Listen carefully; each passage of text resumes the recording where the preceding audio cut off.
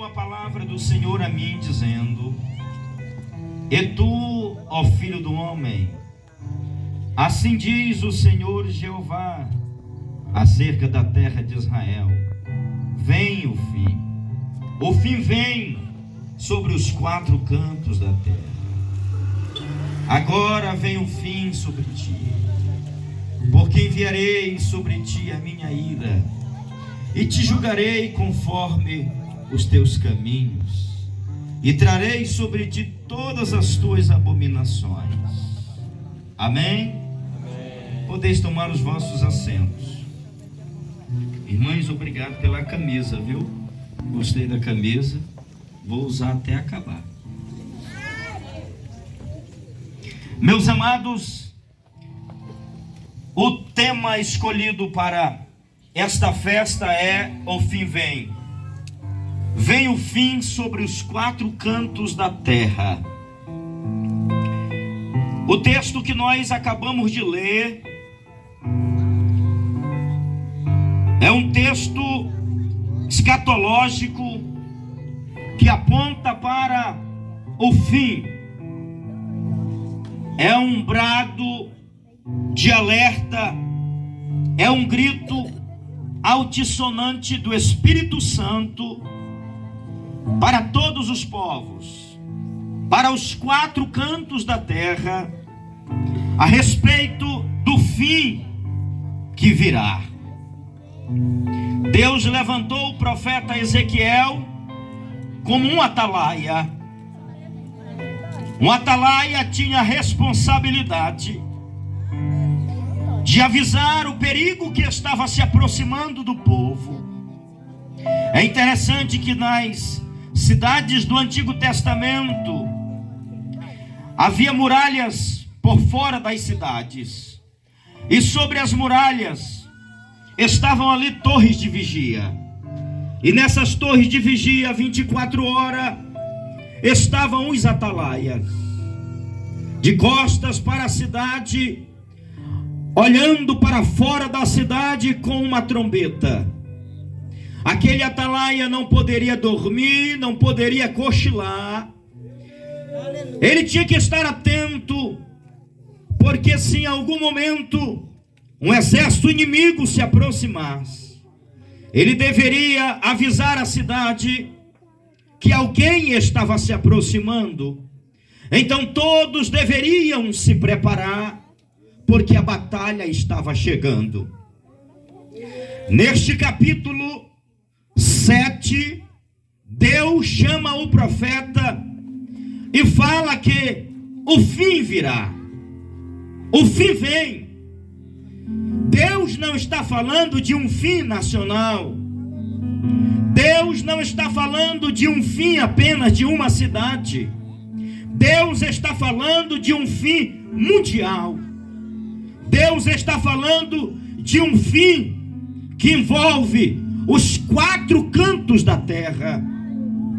Quando nós falamos de fim, nós estamos falando de algo que está terminando, de algo que um dia começou, mas que agora está terminando. E eu quero chamar a sua atenção, porque quando nós discorremos dentro das Sagradas Escrituras, nós vamos ver alguns fins que a Bíblia relata. O primeiro fim que nós encontramos na Bíblia está no livro de Gênesis, capítulo de número 6 e o verso de número 13. Deus chama um homem por nome Noé, um homem justo, justo na sua geração. Deus está insatisfeito com a humanidade. Se você perceber no capítulo 6 de Gênesis e o verso 3, Deus desabafa com Noé e diz: Noé, o meu espírito não pode permanecer no homem, porque este é carnal, e os seus dias serão de 120 anos. Agora observem, o homem que mais viveu foi Metusalém. Metusalém viveu 969 anos. Agora, quando nós chegamos em Gênesis capítulo 6, o verso 3, Deus diz que o homem vai viver 120 anos. No verso de número 13, Deus diz: Noé, é chegado o fim de toda a carne perante a minha face, porque a terra está cheia de violência, e toda a carne corrompeu o seu caminho diante de mim. Deus está dizendo: Noé, chegou o fim para essa geração, chegou o fim para toda a carne, mas com você eu estabelecerei a minha aliança. Faz uma arca para você e para a sua família, porque eu vou mandar chuva sobre a terra, eu vou mandar dilúvio, a minha ira vai vir sobre a terra. Mas você, Noé, eu encontrei em você sinceridade. Você decidiu ser fiel no meio desta geração, e eu vou dar mais um tempo para esta geração. Você vai construir uma arca, e você vai pregar que eu vou mandar chuva. Quem não se converter vai ser morto pelo dilúvio, mas você será poupado, Noé. Noé fez a arca.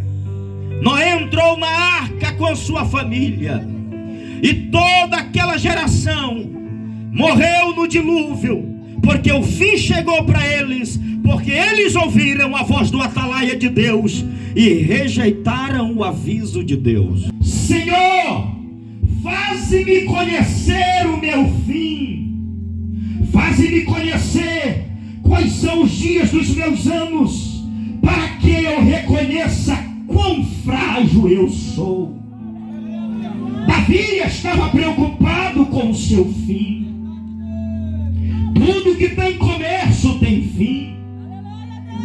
No livro de Eclesiastes, capítulo de número 7 e o verso de número 8, está escrito: melhor é o fim das coisas do que o princípio delas. Melhor é ser paciente do que ser arrogante. Só é melhor o fim das coisas. O fim de uma pessoa só pode ser melhor do que o início da sua vida, se nessa trajetória ele viveu para glorificar o nome de Deus. Porque o fim de uma pessoa só será o fim de um sucesso, só será o fim de vitória, se ele viveu e cumpriu o propósito da sua existência. Pastor, qual é o propósito da sua existência? Pastor, qual é o propósito da minha existência? O principal propósito da sua existência não é alegrar seu esposo, não é alegrar sua esposa, não é alegrar seus filhos, não é ganhar dinheiro, não é ficar famoso, não é estudar, não é ser inteligente. O principal propósito não é você viver para alegrar a você mesmo, não é você viver para alegrar as pessoas. O principal propósito da sua existência é viver para agradar aquele que te fez, aquele que te formou, aquele que te gerou, aquele que no meio de quase 8 bilhões de pessoas que habitam na terra, escolheu você, chamou você e disse: você é meu, você é vaso escolhido, você é vaso de valor para fazer a minha obra, para glorificar o meu nome na terra. Você vai cantar para mim, você vai adorar para mim, você vai orar para mim, vai pregar para mim, você vai ganhar as almas para mim, vai pastorear para mim. Esse é o principal propósito da nossa existência. Fez uma oração extraordinária no Salmo de número 90 e o verso de número 10. Ele escreveu dizendo: os nossos dias sobem a 70 anos, em havendo vigor chegam aos 80, mas o melhor disso é cansaço, é fadiga, é canseira, é dor. A idade mínima que um ser humano pode viver na terra é 70 anos. 70 anos é viver 25.550 dias sobre a terra. Eu vou repetir para você: viver 70 anos na terra é viver 25.550 dias sobre a terra. E quem vive 70 anos e vive esses anos para glorificar o nome de Deus, vive a sua vida pensando na eternidade. Se essa pessoa viver apenas o limite de 70 anos, quando ela morrer, a sua morte será gloriosa aos olhos de Deus. A Bíblia diz que preciosa aos olhos do Senhor é a morte dos seus santos. Mas Moisés disse: havendo vigor, chegar aos 80. Quem vive 80 anos vive 29.200 dias sobre a terra. Isso significa que Deus dá muito tempo para a pessoa viver para agradá-lo. Há muito tempo. Ninguém pode morrer dizendo: ei, eu morri, eu vivi, mas não tive oportunidade de servir ao meu Deus. Todo ser humano tem a oportunidade. Deus gravou dentro de nós um pedaço da eternidade. Cada um de nós temos um pedaço da eternidade gravado dentro de nós. Quando você ouve um hino que fala sobre o céu, você se alegra, a sua alma canta, bate uma saudade do céu, não é verdade? Mas como é que bate saudade do céu se você nunca morou lá? É porque Deus colocou um pedaço do céu dentro de você. E quando se fala do céu, o teu coração fica alegre, a tua alma canta. Agora o cantor Renan estava cantando e eu ouvi o pastor Jonas dizer: eu quero pisar lá, eu quero pisar lá. Olha para quem está do teu lado e diga: te prepara, porque você vai pisar nas ruas de ouro. O céu é a tua casa, o céu é a nossa morada. Nós vamos para lá, a nossa casa é lá. E por fim se levantará sobre a terra. Ei, o que Jó está declarando? Em primeiro lugar, Jó está declarando que ele tem um Redentor. Segundo, Jó está declarando que o seu Redentor não está morto. Ele declara que o seu Redentor vive. E ele declara em terceiro lugar que por fim o seu Redentor se levantará sobre a terra. Ele diz: ei, eu tenho um Redentor que vai se levantar sobre a terra. É o profeta de Nazaré, é o santo de Deus, é o cordeiro de Deus que tira o pecado do mundo. Ele se levantará sobre a terra para redimir a minha vida.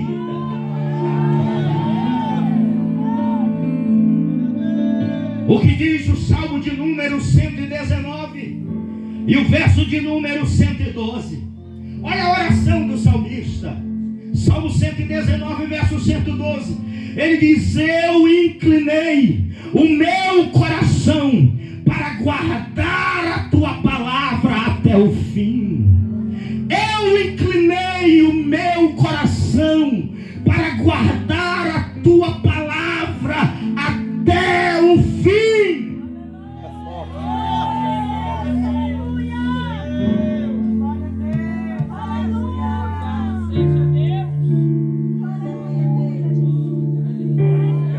Você já inclinou o seu coração a guardar a palavra de Deus até o fim? Jeremias escreveu em Lamentações capítulo 3 e os versos de número 22 e 23. Ele disse assim: quero trazer à memória o que me pode dar esperança. E ele diz: eu já sei, eu já trouxe à minha memória o que me pode dar esperança. Ele enche o pulmão e diz: as misericórdias do Senhor são a causa de não sermos consumidos, porque a sua misericórdia não tem fim, e elas se renovam a cada manhã.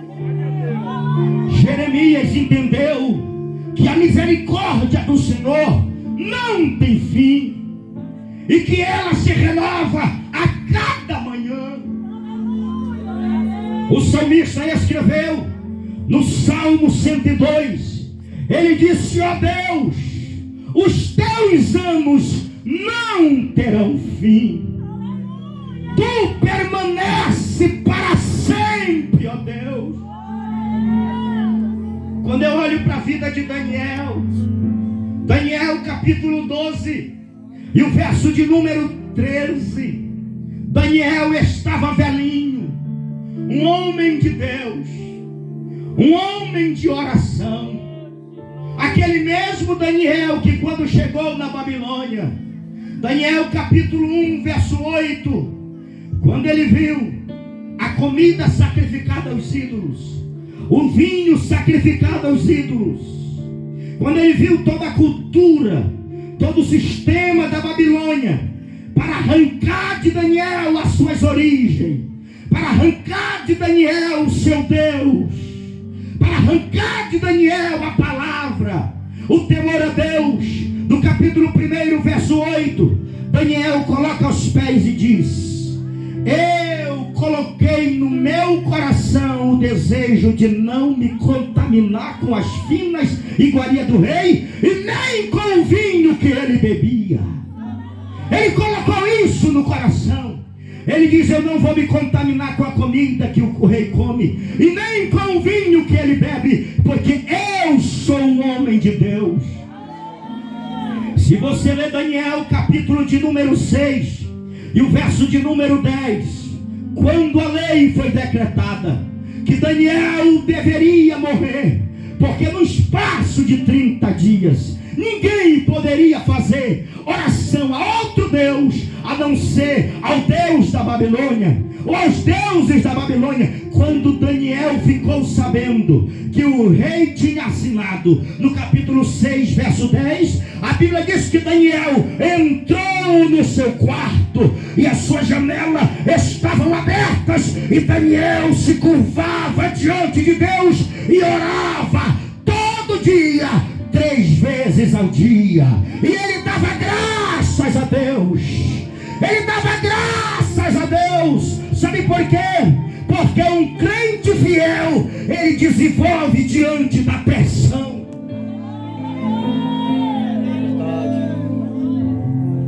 No capítulo de número 5 e o verso de número 13, escute, Daniel. Beltsazar, depois que viu aquela visão, aquela mão escrevendo na parede, a Bíblia diz que os joelhos de Beltsazar batiam um no outro. Ele tremia de medo, estava apavorado. Nenhum mago, nenhum astrólogo, nenhum adivinho conseguia interpretar o que estava escrito na parede. A rainha foi até Beltsazar e disse: Beltsazar, não fique preocupado, porque nos dias do teu pai, aleluia, foi encontrado aqui na Babilônia um escravo. O nome dele é Daniel. Ele veio como escravo lá de Judá, e nos dias do teu pai ele tinha luz na mente. Deus revelava coisas extraordinárias para ele. Só que aqui Daniel não é mais aquele jovem do capítulo 1, verso 8. Aqui Daniel já tem cerca de 83 anos de idade. Daniel estava velhinho, irmão. Não tinha mais aquele vigor, mas joelho no chão 24 horas. A rainha diz: Daniel, rei, manda chamar.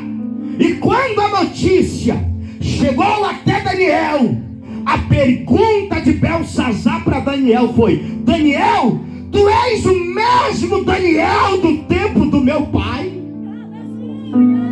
Tu és o mesmo homem que orava do tempo do meu pai? Tu és o homem que quando você ora, o anjo do céu desce e diz: Daniel, não temas, porque você é muito amado, e eu desci por causa da tua oração. Eu envelheci, mas a minha vida de oração com Deus continua. Eu ainda tenho comunhão com Deus. Foi esse mesmo Daniel que interpretou a escritura da parede. Mas no capítulo 12 de Daniel, verso 13, Daniel agora está com dias contados para passar desta vida para a eternidade. E o Senhor chega com Daniel e diz assim: Daniel, quanto a você, Daniel, segue o teu caminho até o fim. Quanto a você, Daniel, segue o teu caminho até o fim. O que Deus está dizendo? Continua crente, continua fiel, não olha para trás, não negocia teus valores. Olha para Jesus, não te desvia nem para a direita nem para a esquerda. Segue o teu caminho até o fim. Parece que Daniel pergunta: por que, Senhor? E o Senhor responde: porque nos fins dos dias te levantarás para receber o teu galardão. Levante a tua mão lá no alto. Deus está falando contigo esta noite. Segue na verdade até o fim. Continua crente até o fim. Persevera. Não retroceda. Não desanime. Não olhe para trás. Olhe para Jesus. Ele é o autor e consumador da nossa fé. Isaías 45, 22 está escrito: olhai para mim e sereis salvos, todos os termos da terra, porque eu sou Deus e não há outro. De Pedro capítulo 4 e o verso de número 17 está escrito: chegou o momento que o julgamento começará pela casa de Deus. E se o julgamento começa pela casa de Deus, qual será o fim daqueles que são rebeldes ao Evangelho?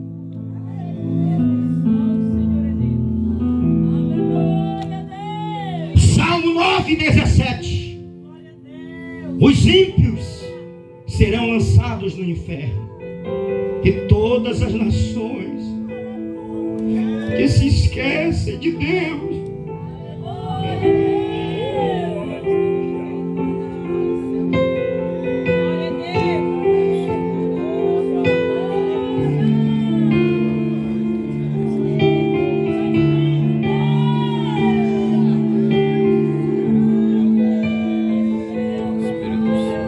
que me ouve aqui esta noite, eu estou aqui na qualidade de atalaia de Deus para dizer: o fim está chegando. O fim virá sobre os quatro cantos da terra. Como você estará quando o fim chegar? Como eu estarei quando o fim chegar? Quando o Filho do Homem vier, porventura achará fé na terra? Você já percebeu que o mundo está indo de mal a pior?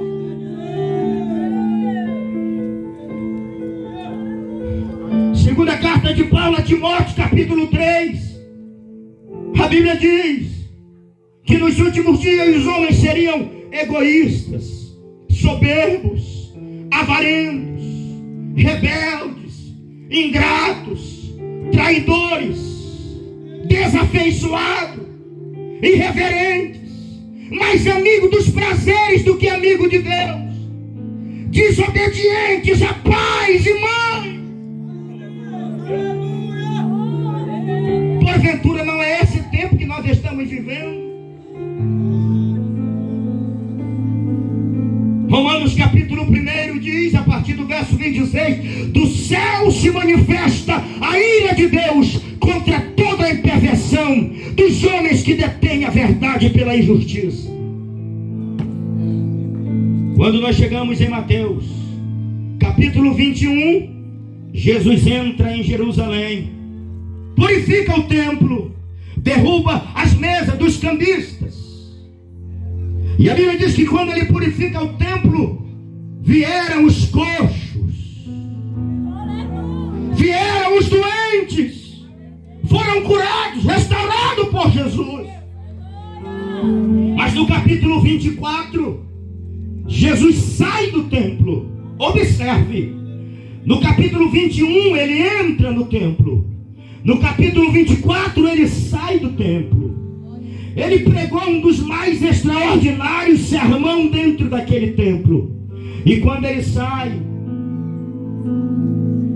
a Bíblia diz que os discípulos perguntam para Jesus e indagam Jesus dizendo: Senhor, olha que magnitude desse templo, olha as pedras deste templo, olha as construções deste templo.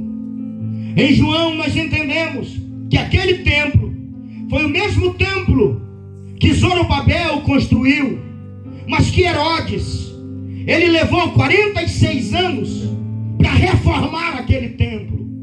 Os historiadores dizem que havia pedras de mármore branco que pesavam mais de 1 tonelada naquele templo. Coisa magnífica, obras extraordinárias, estupenda. E os discípulos estão admirados, dizendo: Senhor, olha que construção extraordinária. Jesus olha e diz: ei, não vede que aqui não ficará pedra sobre pedra que não seja derribada? Jesus estava se referindo da destruição que aconteceria no ano 70 depois de Cristo, quando o general Tito entrasse em Jerusalém, ia destruir todo o templo.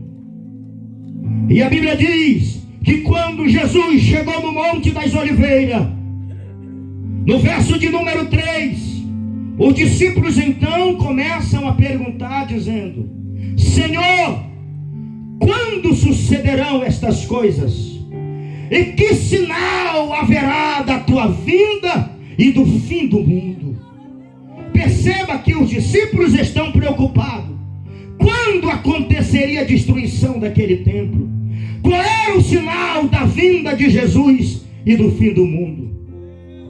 Eles queriam saber o sinal que ia acontecer do fim do mundo. Jesus diz assim: acautelai-vos, para que ninguém vos engane. Em primeiro lugar, Jesus chama a atenção dos discípulos concernente ao engano, o espírito do engano. Irmão, nós estamos vivendo tempo de engano. A Bíblia diz que os homens estão enganando e sendo enganados. Há quantas pessoas que estão sendo enganadas pelo espírito do diabo, pelo espírito do anticristo? Jesus diz assim: ei, surgirão muitos falsos profetas, operando milagres em meu nome, dizendo: eu sou o Cristo, e enganarão a muitos.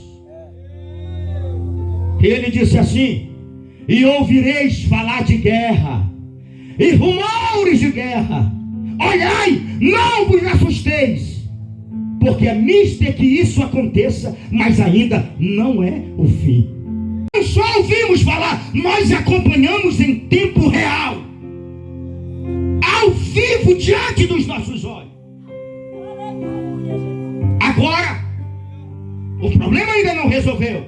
Agora, já estamos ouvindo falar Estados Unidos e Coreia do Norte, Coreia do Sul, e mais a Coreia do Norte, guerra. As coisas vão se desenrolando daqui para frente. As coisas vão apertar. O mundo vai de mal a pior.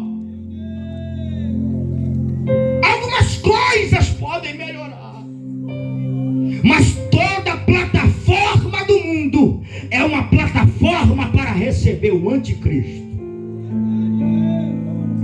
O mundo não está se preparando para receber Cristo. O mundo se prepara para receber o anticristo.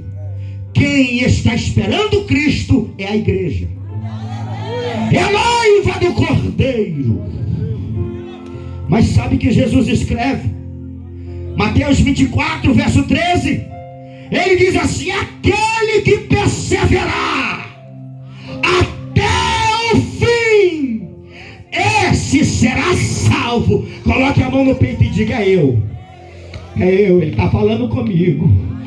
Aquele que perseverar firme até o fim, aquele que persevera inabalável, como uma rocha até o fim, esse vai ser salvo.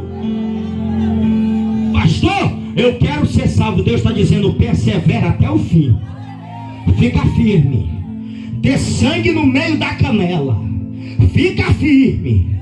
Venha a perseguição ou não, fica firme. Olha para Jesus. Perguntaram para Billy Graham antes de Billy Graham morrer: Billy Graham, o que você me diz?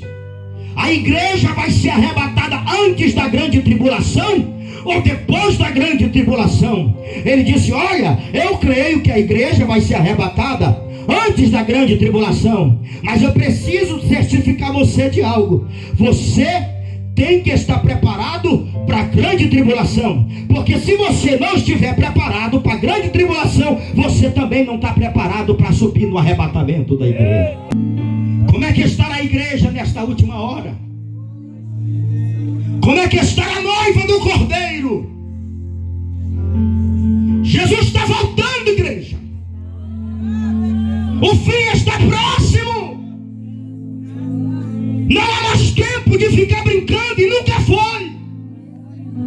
Não é tempo de brincar de ser crente, de brincar de ser evangélico, de brincar de púlpito, de brincar de oração. Ou a gente é ou não é. Não é hora de estar em cima do muro. Não é hora de estar em cima da corda. Não é hora de crente Raimundo. É hora de crente que está com os pés na rocha.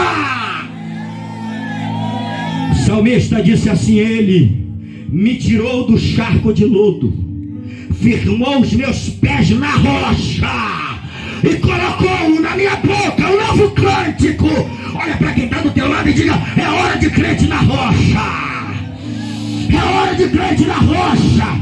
Quando o fim chegar, só vai suportar quem está na rocha. Este evangelho do reino será pregado em todo o mundo, em testemunhas a todas as gentes, então virá o fim. Mateus 24:14. Irmãos, o arrebatamento da igreja não será o fim do mundo. Não. O arrebatamento da igreja será o fim do nosso sofrimento, o fim das nossas dores, das nossas lágrimas. Porque na hora que o arrebatamento acontecer, acabou o sofrimento para nós.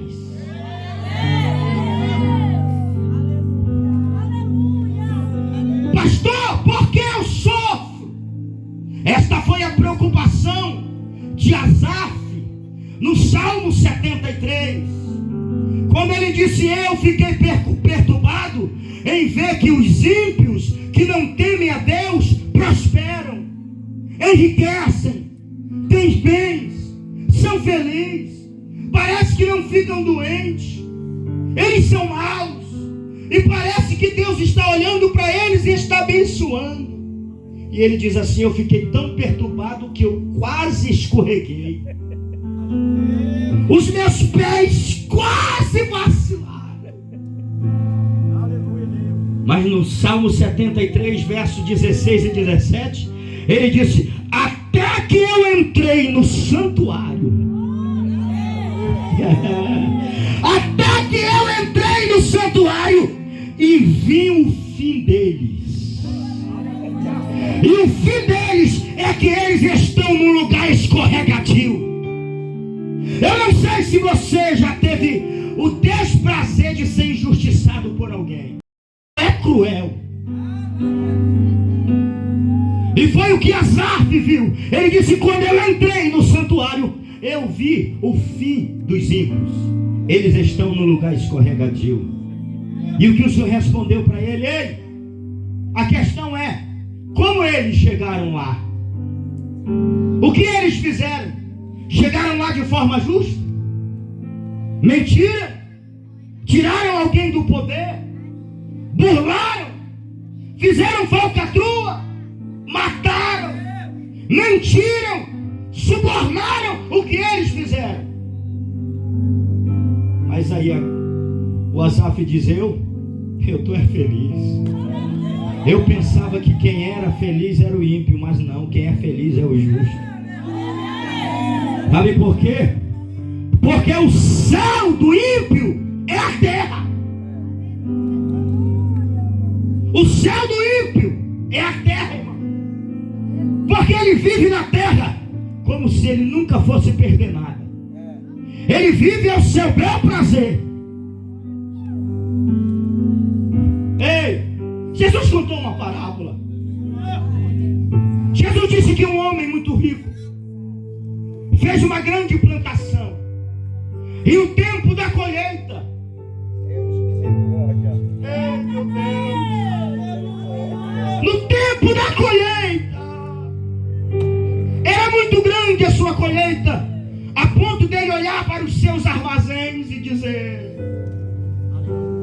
meus armazéns não vão dar conta de armazenar essa colheita. Ele disse: tive uma ideia, eu vou destruir esses armazéns, eu vou jogar tudo no chão e eu vou construir novos armazéns. E ele construiu novos armazéns. Ele fez a colheita, encheu os armazéns. E ele começou a gritar, dizendo: oh, minha alma, você tem tudo com fartura e abastadamente. Se alegra, vive de forma regaladamente. Dorme, descansa, repousa. Aí de repente aparece uma voz e diz: ó louco, esta noite pedirão a tua alma, e o que tu tens preparado para quem será? Do que participar de um banquete onde não tem paz, onde só tem guerra. A Bíblia diz que a vida de um homem não consiste nos bens que ele possui. Não! Sabe por quê?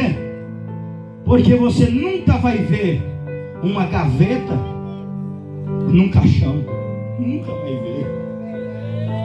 Você nunca vê um caminhão de mudança num terro. Não tem, irmão.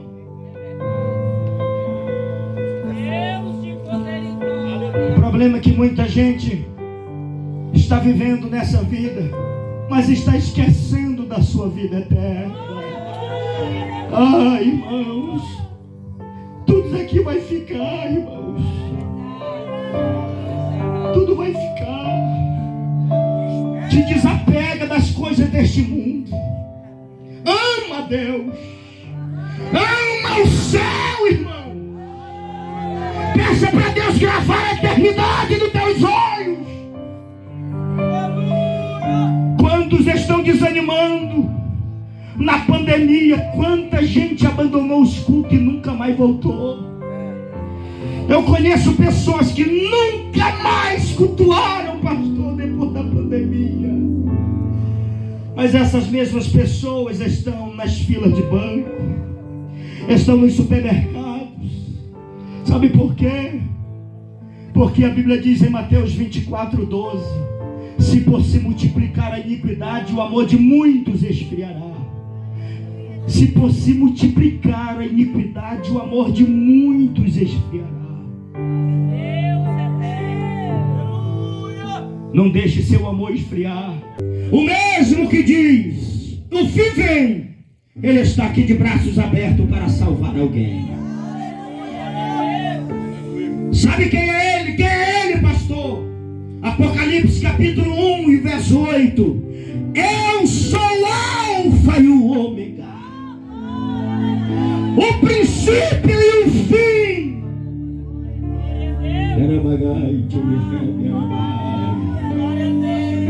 Quem é ele, pastor? É aquele que salva o homem miserável do inferno. É aquele que nos ama e com seu sangue nos comprou para Deus. É aquele que se entregou na cruz.